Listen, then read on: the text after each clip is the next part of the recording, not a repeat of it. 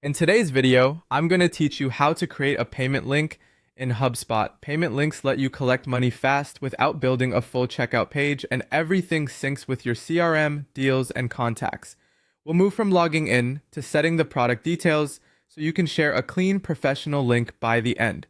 Start by opening HubSpot in your browser and signing into your account. If you use multiple accounts, double check you're in the right portal and that you have access to the payments tool. A quick permissions check up front saves time later. From the main navigation, open Commerce. This is the hub for quotes, invoices, and payments. Inside Commerce, go to Payment Links. This area lists all existing links and is where you'll create a new one. Choose Create a Payment Link, then select Use Blank. The blank option gives you full control over the details. Next, choose Create Custom Line Item. A custom line item is perfect when the product or service isn't already saved in your product library.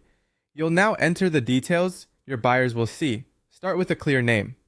Think customer facing, short, specific, and easy to recognize on a receipt. Add a helpful description to clarify what's included, any important notes, or the scope of service. This reduces questions and chargebacks. Set the billing frequency. Pick one time for a single charge or a recurring cadence if this is a subscription. HubSpot will handle renewal charges based on what you select. If you're offering a promotion, add a unit discount. You can use a percentage or a fixed amount depending on how you price your offer. Be sure the discount aligns with your terms. Select the correct tax rate. Choose the option that matches your buyer's location and your compliance settings. When in doubt, follow your internal tax guidance. Set the pricing model. Use a straightforward per unit price if you sell by quantity, or a flat price if it's a single fee regardless of quantity. Match this to how you typically invoice customers. Enter the unit price carefully, including the right currency, and set the quantity. The quantity can reflect a single seat, hours of service, or number of items, whatever fits your offer.